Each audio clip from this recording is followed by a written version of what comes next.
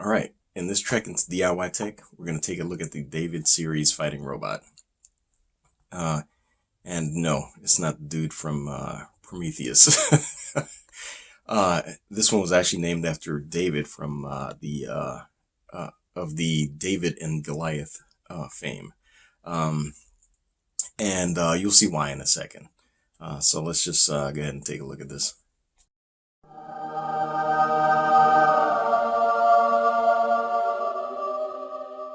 He's a giant. Actually, all right. So this guy right here, created this guy because, what better way to learn about STEM than robotics? I mean, there are so many different disciplines that you learn when you're working on robotics, that it makes it a really good platform to teach. And so, you're doing mechanical engineering stuff, you're doing programming, some electrical. Yeah, I mean, you're doing a lot of, you're touching on a lot of different subjects when you do robotics. And so back in the day, when we got into doing all this robotic stuff, we were trying to figure out a way to make it, like really, really, exciting for the students to learn. And so, yeah, fighting robots, right? But it was very expensive. These kits were, almost up into the thousands. And the reason was, most of them were stamped out of sheet metal. And so I thought, hey, we have a 3D printer. Let's give it a go. And I got on SketchUp, and I'll show you what the design looked like in SketchUp. Yeah, so this was many, many years ago. So you can see some different colors on the parts here. And I used to use that to let people know what to put on the orientation of the parts when you put them on your 3D printer. And so these surfaces were meant to be on the bed. So as you see, the parts are all white, but it just lets the color coding pop so that you can actually tell what orientation you should put it on the bed. But yeah, this was it. And so this allowed this robot to be accessible to more of the students because we had a 3D printer in house. All they had to do was get their servos, and there were a lot of robots that used digital servos. And the digital servos of the day were slightly bigger than these servos. So we're using 9-gram servos here. And you can see we had other things that we were gonna add. This was an IMU, so you could this was a 3-axis your 3-axis accelerometer. So you could add this to the robot. You could automatically stand up and things like that. But as you see here, there's a different head there, and I'll show you why the one that I have looks a little different than this. We'll go through that right now. Yeah, so check it out. Here, I'm going to put this guy down on the table so you can see better. This is just a stand that we had, and it lifted the robot off its feet a little bit so that when we were programming the movement, you could actually do all of the programming in the stand and not have them fall over. So interesting thing about the way I designed it, so you can see the thighs are actually a little bit of a weird shape. And so what this did is, unpowered, you could actually get this guy to stand up. So he could stand up on the table even if there was no power applied. So what that meant was that just standing still, you had the minimum usage of battery power, because this guy carries the battery on him. And so the battery was installed right here. The battery holder is not there anymore. You can see the screw holes though. This is the control board. So this one's actually got an audio board hooked up. So as you're going through certain moves, you can actually have audio to accompany it. So if you have, your if most of your moves are kung fu moves, you can have your audio going at the same time and sound more aggressive. So this guy I actually designed a different head with a Spartan helmet and 2 red glowing eyes. And this tattoo is actually my older son joined the Marines, and he actually has this tattoo. And so I kind of modeled, after he went in, I kind of redid some of the components, and in honor of him going into the Marines. But you can see here we have this section which allows them to turn at the waist, which a lot of the robots also didn't have at the time. So being less expensive, this guy was a little he had some really good advancements for the time. So another thing was the servo in the neck. And so what that was there for, there's enough space here, or we had some, the models were capable of being modified to carry an FPV camera. And so you would be able to turn the head and move the FPV camera by using that. This elbow, or right above the elbow, you can unscrew this and actually turn this 90 degrees, or you can in 90-degree increments. And so you can actually move this so that this joint would have the hand moving up this way in relation to how. And so there were a lot of options. And yeah, these are 9-gram servos, so they weren't as powerful as some of the other robots that were out on the market, but it was powerful enough. And I'll create another video just to show you all the movements and everything. But it was it used a PlayStation controller. The receiver is actually inside here, and so we might take a little peek at that if the video's not getting too long. But there you go. That was basically the thing. And so we had a lot of batteries that we went through a lot of different iterations on the battery, because as you can guess, running all these motors at the same time consumes a lot of power.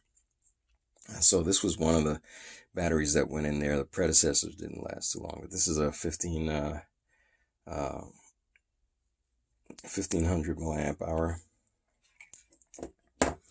And I'm going to experiment with this one to see. It's a different battery chemistry as well. This is, I think this is nickel cadmium. Ooh, these might be lithium. No, well, we'll take a look at that later. But this is a ferric. Different power curves on these. So as the power is getting consumed, it has a different different curve or different drop off at the end of its charge. But anyway, if you guys are interested, let me know in the comments, and we'll look at some of that. We'll start experimenting with this guy again. But it was really simple, and I'll cut in and show you the program there. But the idea was that you would have different movement groups, and you could assign different moves to each one of these buttons. And so, for example, you can have one for him to automatically stand, you know, left, moving left, right, forward, back, and it would just be a series of, you know, if you wanted to go forward, you do a series of steps and then come to a neutral position, and that way you were ready for, if you wanted to step back, you do the steps backwards, and then it goes back into a neutral position. And so by doing that, you could chain a bunch of different moves and yeah, get in the ring. Okay, so here you can see I've got all the servos set up here, and this is the software that you use to basically set up when you select action group 1 and you select action group 0. All of those are mapped to each button on the controller. And so you take and create a sequence. So you have a line, you have multiple lines of these for each action group. And so when you press the button on the controller, it goes through and it plays each one of these positions and holds it for this much time. So you can see it's just like playing frames in a stop motion video. You would go ahead and set these servo positions, record it to one of these lines, and set how much time you want it to sit there for. And so you can play these back. And again, this is just I'm just showing you guys how all of this was laid out. We're not going to go through and actually do this right now. We'll put that in a separate video, similar to the one that I did for setting the servos on this guy. So as we revive this program again, I'll start creating those videos again for you if there's interest. So yeah, and this board used to be Luan Sol, was the name of the company. They've since changed the name of the company. I'll look it up and put it in the description for you guys if you want to take a look at some of those boards. But these boards had different numbers of servos that they could support. And so you can see we had 3 servos in the arms, and the legs all had 5 servos each. So, and you're thinking, why is this? What's the disparity? Why do you have only 3 servos in the arms and 5 servos in the legs? As you can imagine, getting around on 2 feet is a very complex thing. And so we needed those extra servos in there to give us the ability to walk in a decent fashion. Knocking somebody over with your arm was slightly easier, so we only have 3 servos for that. You really have to, you just go uppercut or, you know, side swiping somebody. That was slightly easier to carry out.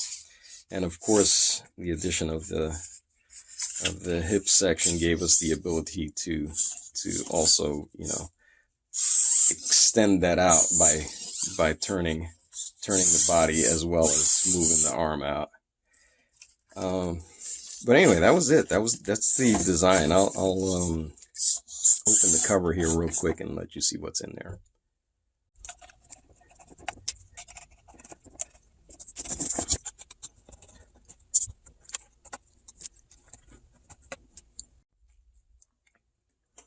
Okay, so yeah, it was just those 4 screws holding it together, and I keyed it here so that the top serves multiple purposes. It holds the servo flat underneath, so all the force of this arm moving up and down, the servo was braced by the top cover as well.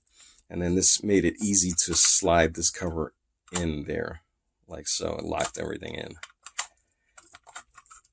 But there you go. There's the speaker for the audio there. Servo horn for the head. This is the receiver that receives the signals from the PS2 Connect controller. Servos, and then we had a really large back in there that took the power from the battery and gave us 5 volts to run everything. The battery can or the control board can run off the raw battery power, but we needed the 5 volts to run the servos, because if you put too much power through these servos, they'll overheat and they'll give up on you after a while. And if you initially start off with more than 6 volts, you'll just burn them outright. So we brought it down to a little bit over 5 volts, 5.25 volt, to account for the dips in voltage when all the motors are trying to run at the same time. But yeah, that was it. You know, a pretty simple design, and a slot for all the cables to come through. And that was it. That was all there was to it. And yeah. So there you go, the David series fighting robot. And this guy is oh my goodness, I can't remember when we started the robotics group in the Makerspace, but we were doing the Makerspace from 2014 on. So, but anyway, this guy is an older robot, you know. And like I said, maybe if you guys are interested, like for example, these parts, you can see these parts are slightly different. This is 2-color. The clear, I don't know if any of you remember Symbionic Titan. This was going to be a mod for a Symbionic Titan version of this guy. And I also had Bastion from Overwatch, complete with like a little Ganymede that was going to sit on his shoulder, and that was going to be animated as well. Obviously I never got to do those. But like I said, if you guys are interested, let me know in the comments, and you know, maybe we can start this back up. Yeah. All right. So this one was more of one of those for your information videos, and to see if you guys were interested in looking at this deeper. Hope you enjoyed it, and hey, like, subscribe, and share. That way, you know, we can get more of these videos out there for you guys. And we also have a Patreon. I'll put the link down below. You guys can check that out if you guys want to support us. Give us some additional support to keep these things going. And hey, we'll see you in the next video.